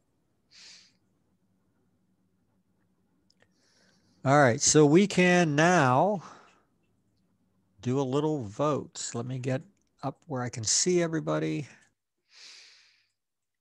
at least to see your placeholder if you're just going to raise your hand. Virtually, either way is fine. So again, can only vote once, but you can vote for your shot if you want.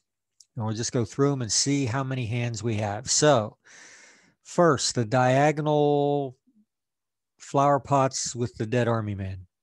That's my title for your shot, by the way. Okay, the diagonals, the cement block with the wire mold. Gotcha. And the framing. Okay. Hang on one second. The framing with the foggy shot. Oop, hang on. Keep those hands up for just a second, guys. Okay. The framing with the sliding board. Framing with the playing cards. Viewpoint with the light pole. Hang on, I'm gonna put a couple, there we go. Then perspective in theater. Simplicity with the flowers. Simplicity with the lock. And symmetry with the couch. All right, so the vote winner was this, the framing, the foggy shot. I have to look at the rest because, wow, I mean, there's really not an image here that I couldn't award a point to, so I'm going to have to be really stingy so that I don't do that. Wow, there's some good ones here though, guys. Max, I'm going to give you one for the poll. I just like the exposure on that. Like, I just think everything about that is so dynamic. I mean, I don't get it, but if you like it, I'm not going to complain. Yeah, I do. I really do. It's simple, but it's got some things that I think were just done really well. But man, all right, I'm gonna do one more. And it's down to 1, 2, 3, 4, 5.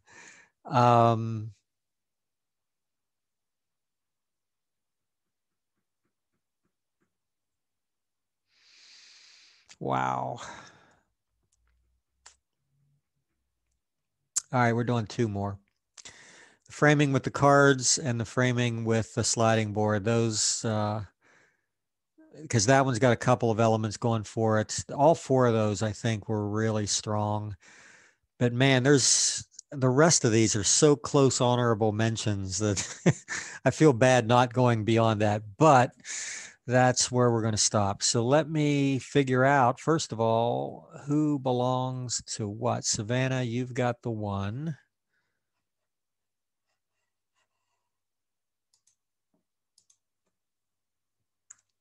And then Max, we said yours was in there. Let me go back and see what we had. Oh, Samantha, I think yours was the framing with the sliding board. Yeah. And who was that? Is that Caleb? Yeah, Caleb had the framing with the, all right. Let me look to see where we're at here.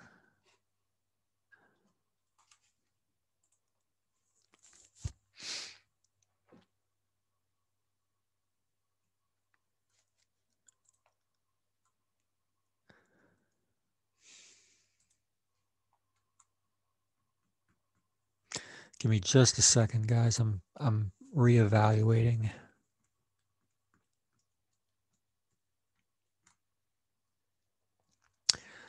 All right, I am going to throw out another one. I'm going to do the flowers. I think even though that's an older shot, and that was, who was that? Hannah, that was yours.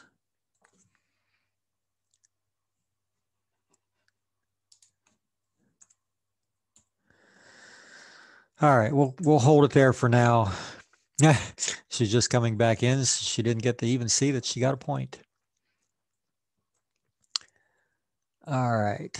So Hannah, you just got back into the room. I'll let you know you just got a point for your flower image. All right, let's stop that. And what we're going to do with the rest of our time is look at a couple of newer compositional elements. Let me get this window open.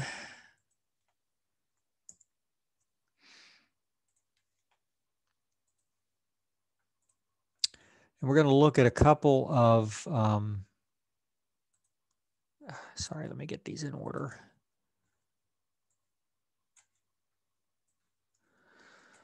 A couple of new ones. So some additional compositional elements, and we'll look at these a little closer for each one. Shapes, S and Z curves, repetitions, spirals, abstracts, and minimalist. The top four are really more along the lines of compositional elements. The last two are just,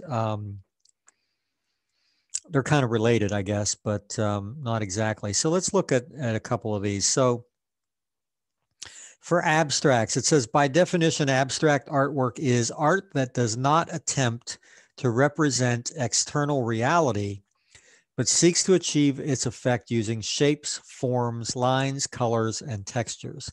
And I don't always like the examples that they give for these, but some of these are okay. So the first one, you know, it's a close-up cross-section sort of track and field, you know, where the corner of a running track. The center one, or the one to the right, looks like a close-up of some tree bark. C is the one that I really like. This is an architectural shot, converted to black and white, heavily vignetted, and just creates this, you know, this series of triangular shapes going up. I think that one's pretty cool. D is water patterns. And E is a little more of an impressionistic. It's probably something shot through like a shower door or something like that, you know, some type of water on glass or whatever that you can shoot through to create that effect. And so these cards that we're looking at, by the way, these have been uploaded into the resources folder. So you can look at these in a lot more detail and read through them. I'm not always a huge fan of this particular series, but they do give you a pretty decent overview of what each thing is. You don't have to worry about the assignment that they give you on this, but just kind of look at the examples and use that as a guide as you go through. So for abstracts, it's basically shooting, and in many cases close up, but not always, but shooting not a recognizable subject, but a known subject, and sort of making it unrecognizable for what it is, either based on the distance that you photographed it at, or how you've cropped it, or how you've filtered it, or, you know, put something between the lens and the subject. There's all sorts of ways to do it, but you've taken a normal subject and rendered it almost unrecognizable, but in a cool way. You're still utilizing some type of graphical or compositional elements to make it worthwhile. You know, B, for example, has got this cool color harmony thing going on. So each one of them has something a little bit different. Minimalist photography is similar in some ways. It says minimalism is a genre of art that emphasizes extreme simplification of form by the use of basic shapes and monochromatic palettes of primary colors, objectivity, and an anonymity of style. It's also sometimes referred to as reductionism. And again, it's basically not necessarily making something abstract or unrecognizable, because we do recognize what most of these are. Go in and look at them a little closer. You know, each one of them is recognizable for what it is, but it has been reduced to a very simple object based on, you know, the composition that was used. So a lamp, an S-curve in a road with all the snow around it, a goalpost, a flower, and some roof angles. I'm trying to zoom this out. There we go. So the two are related. They're not exactly the same, but there's definitely a relationship between the two. So repetition is an interesting one as well. Again, I'm not a big fan of most of the examples they give. I do like the honey jars, although I think the bottom row should be cropped off, and I like the leaves on the right-hand side. It refers to similar objects or shapes that appear repeatedly in a composition. So we're going to look at some other examples of images right after we look at these cards. And so I won't get too much into repetition just now. We'll look at some actual examples of them in a minute. Now, this was called S and Z curves. I'm not big on Z curves, to be honest with you. The S curves, however, are usually pretty cool. A pose like this of these, if you can see this, of these three girls, this is done very intentionally to create this curved line, just like you do if you see the black and white here on the left, or the way the road is working over here. It's done intentionally to either lead your eye into the photograph or lead your eye through the photograph so that you see the subjects a little better. It says, the S-curve is a traditional art concept. It originates from ancient Greek and Roman sculpture that depicted a figure's body in a serpentine S position. And the Z-curve is a variation of that. And that's pretty much all I'll say about it. It is a variation. Spirals, probably one of the coolest ones. It says, when you incorporate certain shapes into your photography, the resulting image is virtually guaranteed to be noticed. One of those shapes is the spiral. Spirals appear everywhere in nature, and as such, they have symbolic and mystical meaning that date back to the earliest humans. Spiral is said to convey feelings of fertility, expansion, transformation, direction, energy, whimsy, and adventure. And the truth is that it's one of the most dynamic images because we do see it repeated in nature over and over again. You can see some of the examples here, you know, the snail, well, this is obviously contrived, you know, certain parts of flowers. You'll see it in architecture all the way back to Greek and Roman times as well. Even if you look at most of the galaxies are spiral shaped galaxies because of what gravity does to them over time. So spirals are, you know, they're very, very cool as far as leading your eye into a photograph or through a photograph. Using shape, let's see, we already looked at those. Shape is one of the 7 elements of art. It is defined as a 2-dimensional area with a closed outline. Shapes are flat and can only have height and width. There is no depth. There are 2 different types of shape, geometric and organic, which is found in nature. So I don't like necessarily the examples that they're showing here. I don't think they're necessarily the best ones for shape at all. In fact, I don't think they really define it that well at all. If you read the description, you can get a little bit out of that, but I think there are more dynamic images to be used for shape. So all of these are sort of fringe compositional elements. They all work, but they're just not as well known or as seen as often as the ones we've already looked at. So let's go to take a look at some images. And we're going to do a little pop test here. Let me share that screen. So what we're going to do, oh, there you are. Okay. We're going to look at these images one at a time, and I'm going to go down through the list. I'm going to put you guys on the spot a little bit. I want to get all of you on screen. I can see you. And I'm going to ask you, when we look at an image, what you think, what compositional element or elements you think are represented in that image. We've got about 25 of them to go through. And again, I don't know if you're seeing exactly what I'm seeing. Hopefully you are at least seeing the image in its entirety. So I'm going to start with where people are on my screen. I'm sure they're different on yours, so you're never going to know exactly when you come up. So Carly, you're up first. So what element or elements do you think are at play here? Shape, because of the triangle of the bridge, and then like the lines underneath, and then even the lines in the water. You can definitely make a case for shape because of the triangular pattern in the bridge. Yes, I think there are actually two of them that are stronger than that. Two of them that are a little more pronounced than that. And they're ones that we looked at the very first week.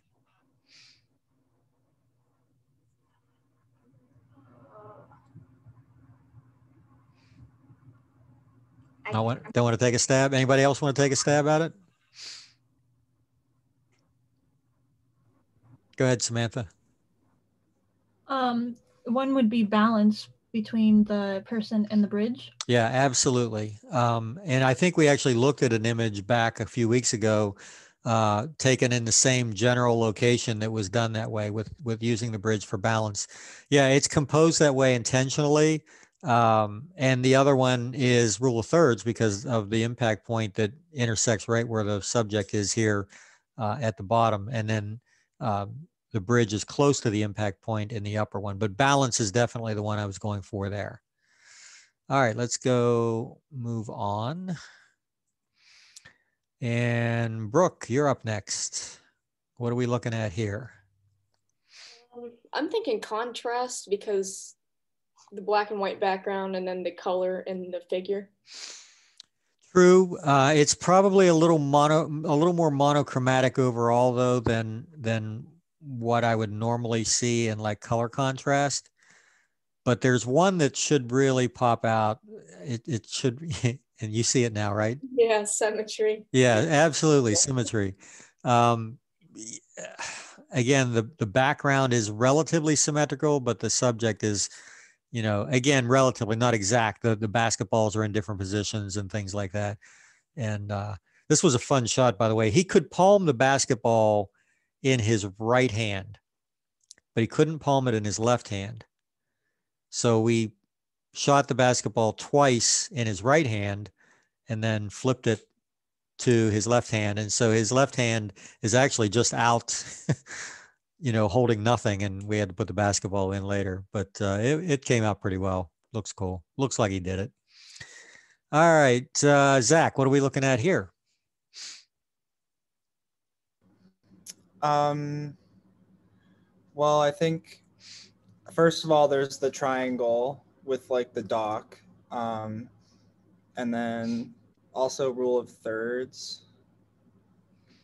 Yeah, and the only other one that you could make a case for would probably be leading lines because the diagonals that are coming down from those support things, kind of lead you into him. This is actually one of my favorite places to shoot because of that. It's like they designed this just for photographers. Like, you can put people in a couple of different spots here and still have that effect where that works. I've even done slim lines here that work pretty well. But yeah, you got it. That's what I was looking for.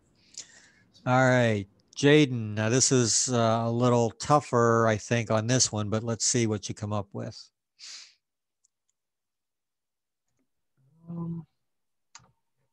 I guess you kind of have leading lines with I don't even know what those are, but they're kind of leading to him. Yeah, there are two elements at play. That's definitely one of them. I think the other one is just a little more subtle. and it's repetition. It's, we looked at it a little bit because the benches, that he's leaning on just continue on into the background. They fall out of focus as they go behind him. And you could even make a case for a little bit of framing because the concrete supports that are on those benches sort of, are on his left and right and kind of frame him in a little bit. But yeah, both of those work. You got it. Caleb. The rule of thirds and leading lines. So when you use leading lines, they will typically lead to your subject, like literally, instead of like what we have here, which are verticals. So again, this one's a little more subtle. It's one we just talked about a little bit today. And there's a couple of images, I think, in here that kind of fit this. But yeah, you're right. It is rule of thirds. But the reason that this was shot this way was for the repetition of that vertical line, those pillars all the way back. It just, and again, he's framed as well. His head is framed in between two of them. So typically we're looking for more than one element in a picture when I shoot something like this. But repetition, I think, is probably the one that stands out to me the most. Max, what do you think about this one? Definitely rule of thirds because he's over there kind of on the line. It might be abstract a little bit with the sky in the back potentially, or I really don't think it's contrast that much.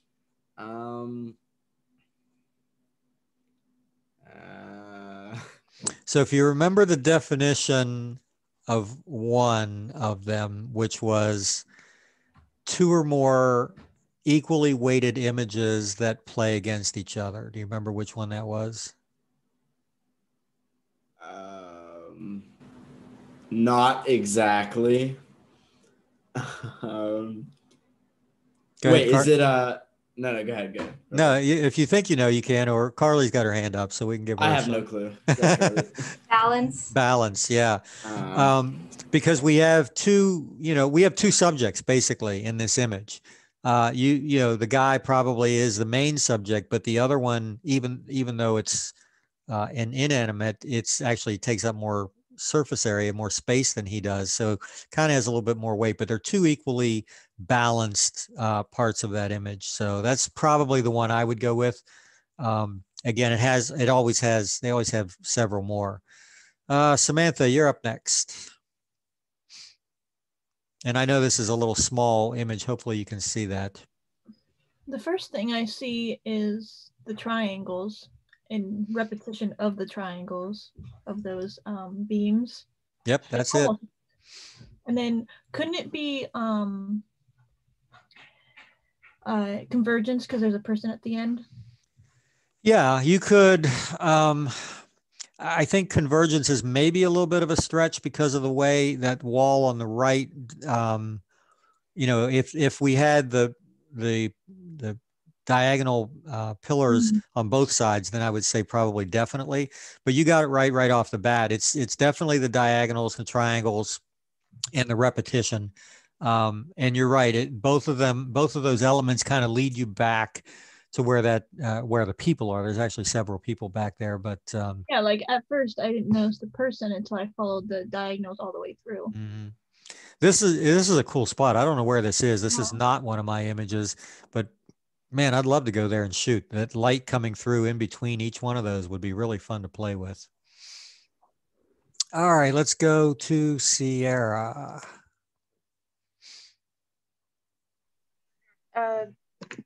Rule of thirds because she's like more on the points, and maybe contrast with the red umbrella against the background. Yeah, I think that's probably the two most prominent ones. And I don't remember if I had another reason for putting this in or not. I wish I should have put the original images. So this is actually shot in my studio. She's just on a black background and lit with color gels. and the water, so there's a rain pattern added, but the water that's coming off of her feet and the umbrella and all that, those are actually just Photoshop brushes that are, if you go download, if you haven't done this yet, and you want to play with them, Google free Photoshop brushes. Oh my God, there's a million of them out there. And the water ones and the smoke ones and the lightning ones and all of those and fog, they're all really fun to play with. So this is probably just 3 or 4 different water brushes added on. And the background scene is actually a daylight scene. Like the original is in the middle of the day, and it was just changed and lights were added and things like that. So it was a fun image to play with. Savannah, what do we got here? Leading lines. Yeah, that's probably the biggest one. You could make a slight case for a couple of other ones, but the 2 things, leading lines and illegality. So just so you guys know, as much fun as it is to shoot things on railroad tracks, it is illegal as hell. This is almost all railroad tracks are either private or federal property. And I can tell you, because this is something I'm very familiar with, I've seen it happen over and over again. I know a lot of photographers who have been arrested for photographing on railroad tracks. But beyond that, it's dangerous. The statistic is that at least 1 person a day is killed on railroad tracks doing stuff like this, whether they're just walking across them or photographing on them or whatever. 1 person a day in this country is killed on railroad tracks. So it's just avoid it at all costs. So even when, I've found places occasionally that are dead tracks, they're not connected, or they're, physically not connected to anything else. I still won't shoot on them because I just don't want to put an image out there and have somebody go, well, Mark Campbell shoots on railroad tracks, it must be okay. So we just don't do that. It is pretty dangerous to do so. And I've actually seen, believe it or not, I once saw an infant photographed on railroad tracks. Now, who would be dumb enough to put an infant in the middle of a railroad? I mean, unless you're doing some cartoon thing, I just don't get it. But anyway, we got off topic. Definitely leading lines. Good job. Hannah, are you there? Hey, what do we... I feel like it's definitely simplicity, because it's just like the person and then there's the background, and that's the big one that I pulled out. I'd say that's one of the top 2. It does have rule of thirds as well, but the simplicity and one other one are probably the biggest. Anybody want to take a stab at what the other one is? Carly? Contrast. Yeah, color contrast. Again, blues and yellows are complementary colors. So when you work them like greens and reds the same way, you get this color that just pops out like that. Let's see. Well, I tell you what, we've gone through everybody. Let's just, for the rest of these, let's just see who wants to throw something out. We'll go through each image and see if anybody has any input. Rule of thirds for this one. That's 1. Balance, yeah. To me, balance is maybe even a little stronger. Why do you think that is? Why do you think balance might be a little stronger in this one?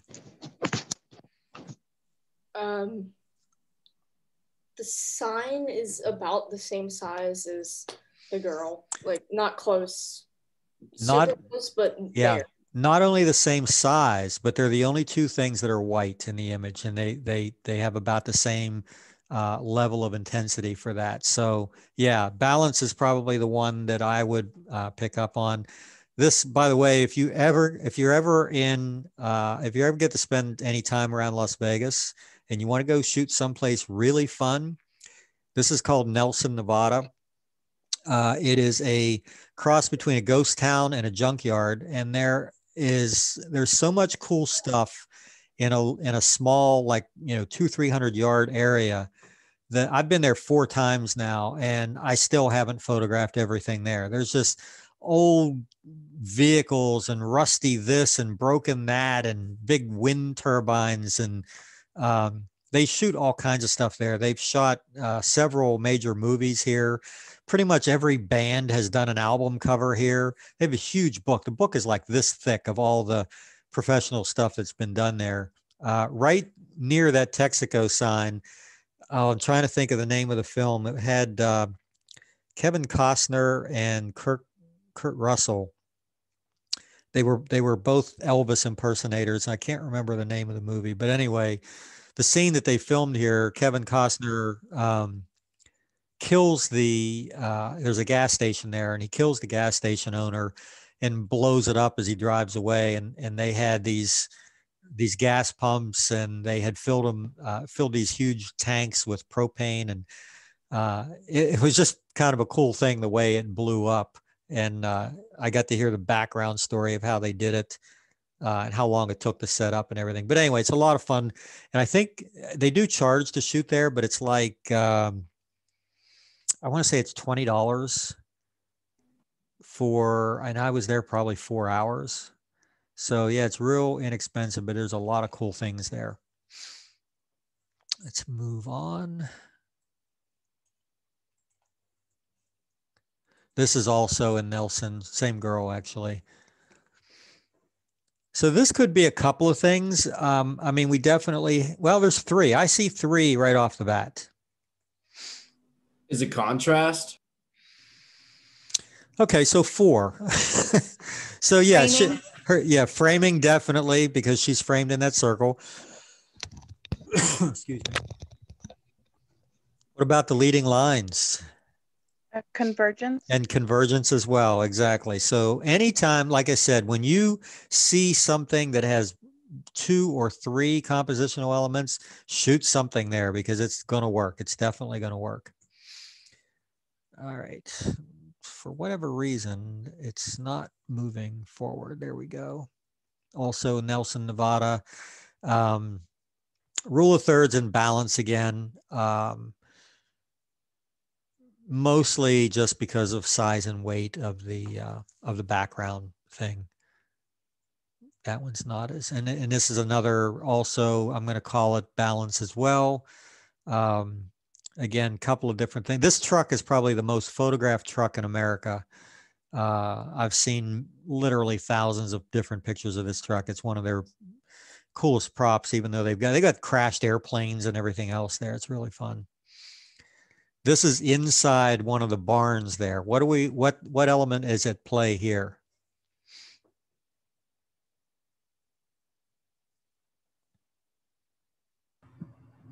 The leading lines with the chains. Leading lines and diagonals. You know, it's, you know, the image is tilted intentionally because these chains do hang straight up and down. And so the image is tilted to make diagonals out of them and make her appear to be leaning into them. This is all completely 100% natural light. These places, the windows in these places just create some incredible light. Just a treasure trove of places to shoot. So this is the same, inside the same barn on the steps. What are we working with here? Framing. Yep, that's the big one. I think this was actually, so this is one of the high school seniors that I took out. I think went out 2 years in a row and took high school seniors out and do their senior pictures out there. And I think this was actually the one that her mother picked for the wall portrait. This is in the Valley of Fire, same trip. What's happening here? I think is it kind of framing? Yeah, absolutely. Yeah.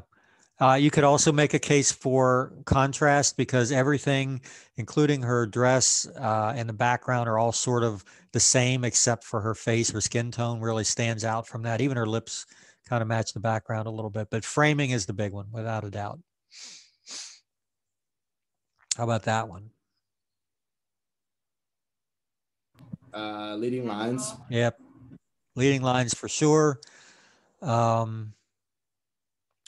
Yeah, a couple of other minor ones, but that's the big one. So this one's a little more subtle, but it is also framing. There's a cutout in the rock behind her. And I intentionally didn't photograph her. I could have moved around, changed my angle a little bit and gotten her more in the middle of that, but I wanted the bright part of her face and her hair to set off from the dark part of that frame. If you can imagine this, me moving to the right, her face, the skin tone would have been too close to the shade of the rock behind her, and I don't think it would have stood out quite as much. Plus, the lighting would have changed a little bit as well. The second time I went to this spot to shoot, I didn't get to shoot because we got out and immediately got attacked by bees, like thousands of bees that were all over the place.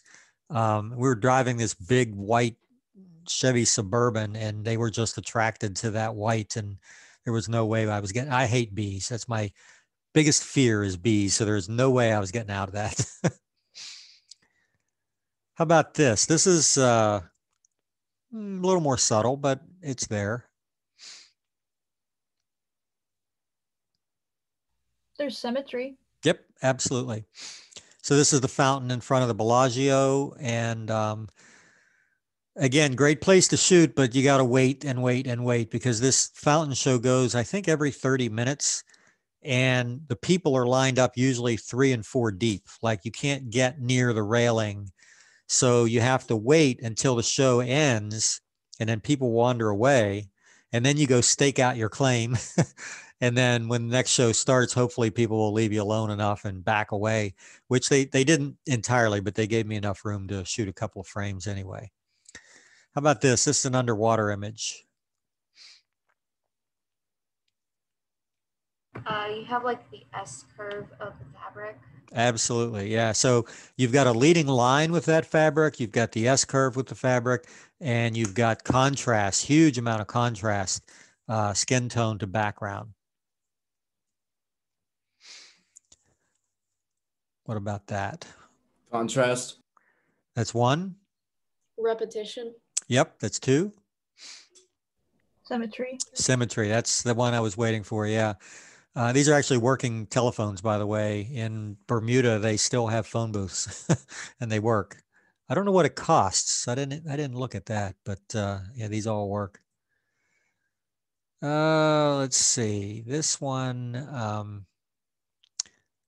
Yeah, so we could make a case for a couple of them. Definitely rule of thirds, maybe a little balance because of the tree, maybe some contrast because she sets out, you know, from that background a little pretty well. Probably, all of those are probably a little subtle, but they're all there. This was one of my favorite shots, and I think it has a couple of them that are pretty cool too. Framing. Framing is a big one, yep. Perspective.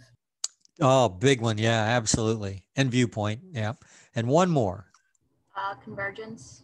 Convergence or leading lines, yeah. Those the slats in that that are leading up to them. This was so. I was living in my studio. I lived there for like 7 months at one point, and I was living there when we shot this. So this was for a magazine cover, and I had made this appointment for a Sunday morning, and I completely forgot about it. It was not on my calendar. And so Sunday morning, about, I don't know, 9 o'clock, I'm sitting down in my office having my breakfast, and there's a knock on the door. And I thought, who in the world is knocking on my door at 9 o'clock on a business, knocking on the door at 9 o'clock on a Sunday morning? I'm not answering that. It's probably Jehovah's Witnesses. So I didn't answer it. They kept knocking. They kept knocking. So I went upstairs and looked out the upstairs window, and I saw these 2 guys, and I saw them carrying, this is a crib that was all disassembled. So I just saw the 4 sides of the crib, and it looked like fencing. I thought, they're trying to sell me a fence? Like somebody's knocking on my door. There's no way I'm going to answer this. They kept knocking. Finally, I get a text message from the publisher who was there, but I didn't see him. And he's like, we're here. And as soon as he said that, I remembered, oh my God, like I'm in my pajamas. I'm like, I'm not ready for this at all. And I went, my hair is a mess. I hadn't had a shower yet, but I went and let him in, and we put this thing together. So we actually built this up probably about 18 inches off the ground. And I scooted on my back underneath it with a wide angle lens and shot up. The hardest part of this is lighting. because we're trying to create some interesting lighting, but these guys are looking down, and I don't want light coming from my position. That's very flat. So it's really tough to get lights positioned that lit, and because they're coming from different directions as well. But we finally got it, and it finally worked. This was for a magazine article on same-sex adoption, and it was really, really popular. And then finally, I think this one's not mine, but it's kind of cool. I think viewpoint perspective, probably. We've got some color contrast going on as well. I love this shot, except for the tire tracks in the sand. Like, I'd love to see it without the tire tracks. I think that would be a lot more interesting. All right, so let me get out of that. So we have, there were 5, I believe. Let me go back and look. 6. There were 6 new compositional elements that we were looking at: shapes, S and Z curves, repetition, spirals, abstract, and minimalist. So what I want you to do for the assignment for next week is to pick any 2 of them and illustrate those 2. You don't have to do all of them, but just pick 2 that you feel comfortable with, illustrate those, send them in. And then, like I said, once we go over them and do the critiques, we'll do a 1-to-1 with each one of you next week. So you don't want to, if at all possible, you don't want to miss next week, because we may not have an opportunity to do that again before midterms come out. And I really want to get you guys, not that anybody's in danger of anything here, but I want you to really have a good idea of, where you stand and what you might need to work on to improve. But that's it for this week. If you run into any snags at all because like I said, these are a little more subtle techniques, look at the PDF files that I showed you that are now in the resources folder. That might help you out. Or just Google one of them. Just type in, S curves and see what kind of images they come up with. But pick any 2 and we'll go from there. Sound good? Any questions? Nope. Everybody wants to go. Gotcha. All right, guys. We'll see you next week then.